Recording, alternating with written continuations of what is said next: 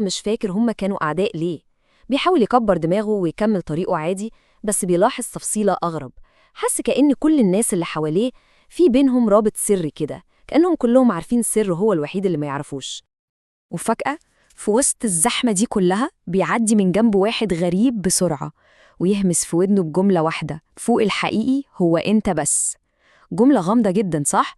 بس الجملة دي كانت زي الشرارة اللي ولعت كل حاجة. كانت أول دليل ملموس إن اللي بيحصل له ده مش مجرد تهيؤات في دماغه، وإن في حاجة بره بتحصل فعلا. زين طبعا بيرجع البيت دماغه هتنفجر من التفكير في كل اللي حصل ده، فبيعمل إيه؟ بيبدأ يدور وسط الكتب بتاعته، وهناك بيلاقي أهم دليل في اللغز ده كله: كتاب كان اشتراه من كام شهر، كتاب خلاص هيبان على حقيقته المخيفة. بس الصدمة الحقيقية بقى كانت لما بدأ يركز أكتر في الناس اللي حواليه. جيرانه مثلا، اكتشف إنهم مش بس شبه بعض، لأ، دول شبهه هو. اختلافات بسيطة قوي، بس الأساس هو زين. حتى طريقة كلامهم وتصرفاتهم بقت شبهه.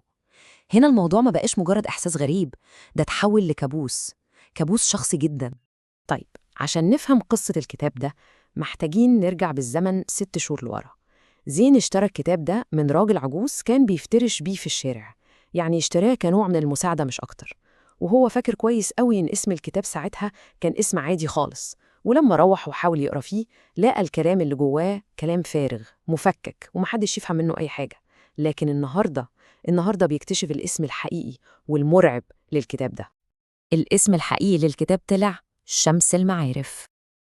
وهنا كانت الصدمة الكبيرة لزين، لأنه زي كتير مننا سمع عن الكتاب ده وعرف كويس قوي خطورته، وإنه واحد من أشهر كتب السحر وأخطرها. فجأة كل حاجة بدأت توضح في دماغه، كل الخيوط بدأت تتربط ببعضها. دلوقتي زين معاه كل قطع البازل، الوشوش اللي شبه بعض، الهمسة الغامضة اللي سمعها في الشارع، والكتاب الملعون اللي في إيده. في اللحظة دي بيبدأ يركب كل التفاصيل دي جنب بعضها عشان يفهم أخيراً إيه هي الحقيقة المرعبة اللي هو عايش جواها.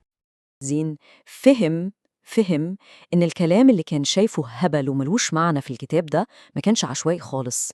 الكلام ده كان هو التعويضة، كان هو المفتاح اللي فتح عليه الباب ده، باب العالم الغريب اللي هو محبوس جواه دلوقتي.